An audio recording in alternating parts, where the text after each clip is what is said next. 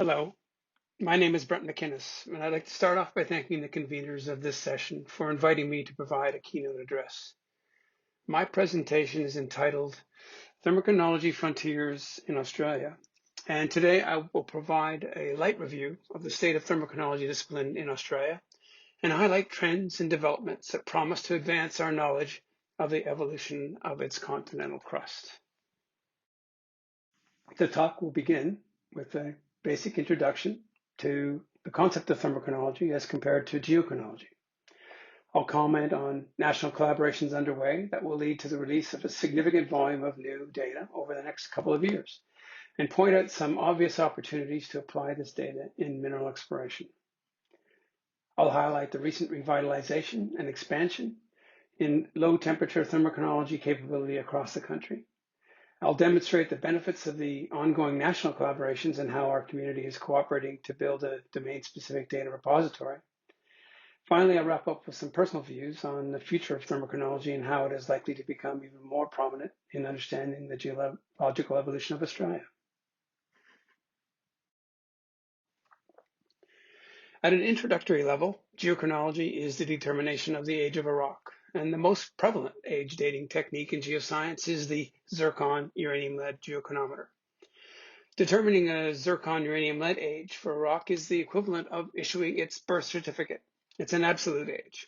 On the other hand, thermochronology is the determination of the thermal history of a rock, which is accomplished by the analysis of multiple temperature-sensitive mineral chronometers. Thermochronologists, therefore, generate a biography of a rock or a geological unit rather than just its birth date. There are an increasing number of mineral-based radiometric dating techniques available and which are temperature sensitive. For example, if you want to understand the cooling history of a granite, you can separate zircon, biotite, and apatite from it and apply uranium-lead, argon-argon, uranium-helium, and/or fission-track dating techniques to derive the cooling curve of that granite. Repeating this process for multiple granite samples at scale will allow researchers to detect differences in thermal histories that may reflect crustal evolution processes, such as continental breakup or collisional orogenies. Zircon uranium-lead geochronology data is undoubtedly the most heavily utilized geochronology data set, as evidenced by this snapshot of data available from the Geoscience Australia portal. There are over 4,000 zircon uranium-lead ages in this dataset, most of them generated by shrimp and laser ablation ICP-MS labs across the country. Shrimp zircon uranium-lead dating has undoubtedly been one of the most significant developments in the field of geology in the 20th century. Now, that's a bold statement, but I present as evidence the distinctive changes in the geological map record. Here are two geological maps of Western Australia released in 1979 and 2015. Although the key geological terrains appear similar, there is a dramatic change in real estate required by the legend. Here there is an expansion in both the number of lithological units and improved resolution of their geochronological age. This change was principally driven by the introduction of shrimp zircon uranium-lead age dating technology into the GSWA geological mapping workflow in 1994. The GA portal also gives a hint about future developments in regard to the potential addition of argon-argon data. Although just a few datasets are currently discoverable in the portal, national efforts supported by the Commonwealth Exploring for the Future program, as well as the AuScope National Argon Map Project, will undoubtedly lead to the addition of new argon data in the near future. These datasets will be delivered via the National Argon Map Project, led by Marnie Foster at Australian National University and Jeff Fraser at Geoscience Australia. The project involves collaboration between all the argon-argon labs across Australia at the University of Queensland, Melbourne University, the ANU, and Curtin University. The project has historically involved the collation of legacy data held by each lab, but now has moved on to a new phase, and that is to support the end user community in accessing argon geochronology services. It was reported last week that the demand for argon geochronology services is really high and the project is oversubscribed. And that's really great news. And if you want to find more about the NAM project, please see Marnie's recent YouTube presentation available at the link at the top of that map. The National Argon Map Project is just one of the many positive developments resulting from collaborative discussions that occur annually at TANGO meetings held around Australia. TANGO is an open, informal conference where the geochronology and geochemistry community can come together to share information and plan for the future. The next TANGO meeting is scheduled to be held in Adelaide, and hopefully I will see you all there in 2022. In terms of low temperature thermochronology, Australia has benefited from a half-century of fission-track and uranium, thorium, helium laboratory data generated under the leadership of Andy Gletto and Barry Cohn at the University of Melbourne. The productivity of this lab has been remarkable, as evidenced in the images at right from a landmark paper by Cohn et al., published almost 20 years ago, that provided the first ever snapshots of the denudation history of the continent of Australia for the last 250 million years. The two images at the top are the apatite fission-track record of the paleotemperature of the surface of Australia 130 and 250 million years ago. Think of these images as heat maps, with the warmer colors indicating higher crustal temperatures at that time. Cohn et al. Then modeled what thickness of rock would have to be added at those times to account for those paleotemperatures. From the point of view of an economic geologist, the results of this work are profound. Take the Yilgarn Craton, for example, arguably one of the most economically productive and prospective geological terrains in the world, and where tens of millions of dollars are spent annually in mineral exploration. And yet I doubt there are many exploration strategies out there in industry that consider the denudation history of the Yilgarn. Whereas according to Cohn et al., this region has lost between 2 and 4 kilometers of cover over the last 250 million years. As geologists, our primary goal is to see the world as it once was. But I would suggest that denudation on the kilometer scale is difficult to comprehend even amongst thermochronology practitioners. One way of visualizing the Yilgarn data is to consider the dimensions of the Kalgoorlie superpit. The 600-meter deep mine has produced 50 million ounces of gold over its 128-year history. Now consider the premise that a missing thickness of rock, equivalent to the 3.5 kilometer length of the mine, has been eroded away in the last 250 million years. That's a lot of gold that could have been eroded away. And where is it?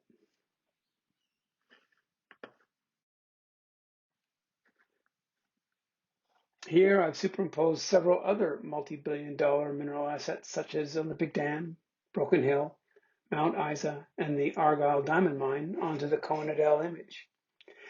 I invite you to travel back in time with me and contemplate where the gold, copper, lead, zinc, and diamonds that must have eroded in the past 250 million years is gone. It is interesting to speculate whether these metals and minerals can still be found in some sort of secondary deposit type. But even for traditional hard rock exploration, those looking to discover primary hypogene ores, the dataset possesses some compelling practical questions.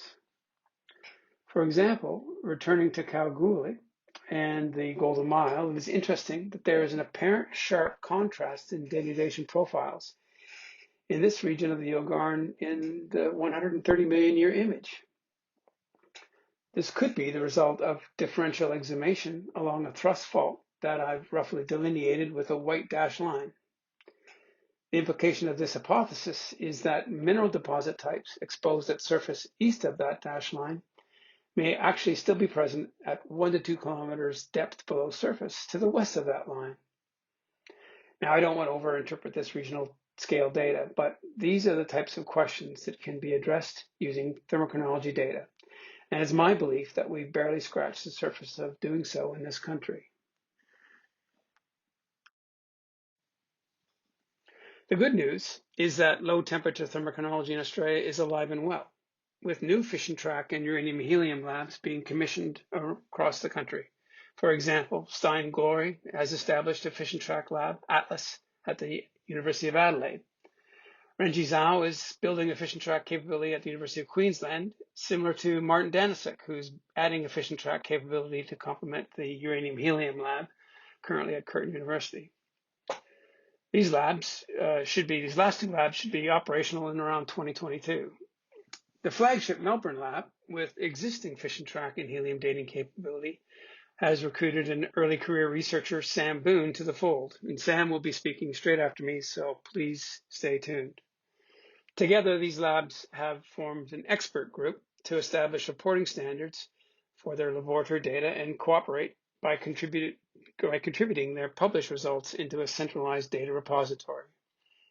These developments are, once again, a positive outcome of community collaboration fostered by Tango. Another Tango derivative is the AuScope Geochemistry Network. Established in 2019 to coordinate the development of a federated data repository capable of aggregating geochemical data held in the collections of multiple research labs across Australia.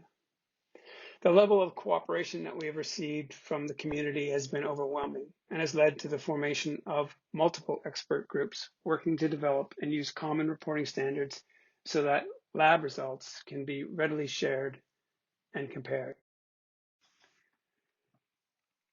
And through the AGN project, we are collectively working together to deliver AusGeochem, a bespoke geospatial platform built around a relational database engine with secure cloud-based storage for both sample and analytical data. AusGeochem is being built in collaboration with Lithodat Proprietary Limited, a Melbourne-based SME that specializes in managing geochemistry data for the minerals and energy sector. The platform is currently undergoing initial alpha testing and will be open to sample registration and data upload in the next few months.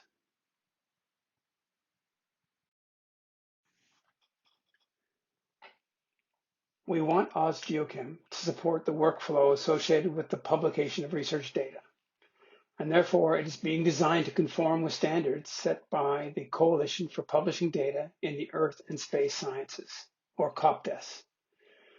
Now, COPDES is an international coalition of academic publishers and professional scientists that jointly develop, implement, and promote common policies and procedures for the publication and citation of data across Earth science journals. And so the idea, by being a trusted data repository with COPDES, is that we will be able to cite data as well as cite publications in the geoscience literature. Here's a potential application for AusGeochem.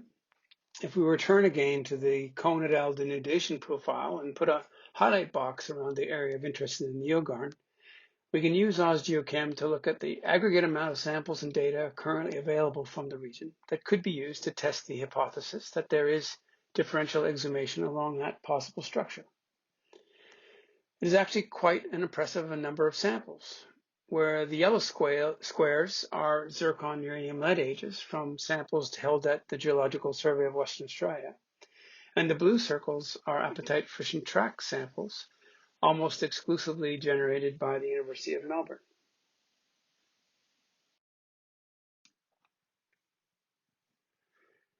Every one of those samples has been crushed to produce a heavy mineral concentrate. These are located either in Perth or Melbourne. And these concentrates are likely to contain apatite, zircon, monazite, sphene, etc., all minerals which can be used to derive thermal histories of the Yilgarn craton. The AusGeochem platform tells us where samples exist that could potentially be obtained from sample archives, which is particularly useful when you can't get out into the field because of travel restrictions. On the other hand, it also tells us where laboratory samples don't exist, and so targeted fieldwork can be planned to obtain new samples. Overall, although I envision multiple potential uses of AusGeochem, I see here a great opportunity for the community to cost-effectively collaborate on joint analytical campaigns that will undoubtedly lead to new map products of benefit to mineral exploration, and not too dissimilar from the change in maps that SHRIMP has generated across the country.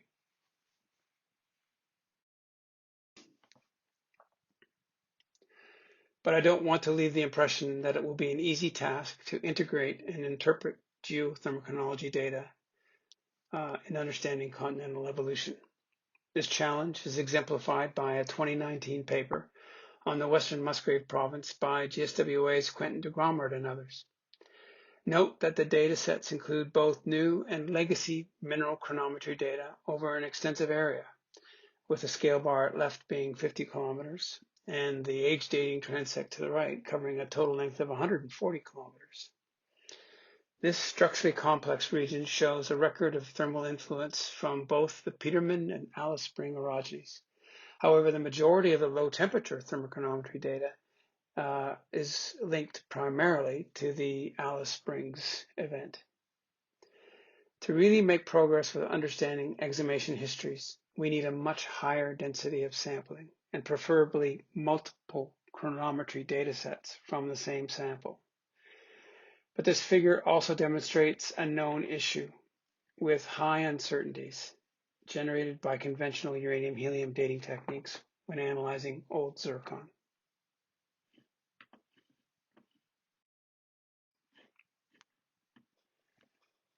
The conventional zircon uranium-helium dating technique utilizes a laser furnace on single grains. This is proven effective in studies of time temperature histories in Cenozoic and Mesozoic rocks. However, we need to cautiously apply it in studies of old zircons and such as Precambrian terrains. This 2017 paper out of Curtin shows the reason. And for the first time, it showed the results of in situ measurements of the distribution and concentration of uranium and helium in single zircon grains. Some of the key findings in this work were areas of high uranium concentration suffer radiation damage, and this results in a localized loss of helium from the mineral. As well, fluid inclusions in the samples actually trap more helium in the grain than should actually be present. Overall, both factors contribute to increased age uncertainties when using conventional laser furnace techniques. And therefore, the challenge for the community is to develop and apply practical in situ zircon uranium-helium dating techniques using laser methods. This transition would be equivalent to the uranium-lead community shifting from single-grain uranium-lead dating in the 1980s to in situ shrimp analysis in the 1990s. But the ultimate promise of in situ zircon analysis is the ability to triple date a single zircon grain via a laboratory workflow where uranium-lead, uranium-helium, and fission-track ages can be generated on the same sample. In summary, thermochronology techniques have much to contribute to a quantitative understanding of continental processes. There is an unprecedented level of collaboration happening in the thermochronology community at present, and an expansion of capability in Australian laboratories, which is excellent news. The AusGeoChem platform, designed to facilitate collaborative research across many geochemistry techniques, will be available shortly for sample registration and data upload. Mineral exploration targeting should consider datidation processes. However, practical applications require much higher density of thermochronology data than currently exists. And finally, we need to move towards in situ techniques, particularly if we want to receive the full benefit from zircon triple dating techniques. Thank you for your attention.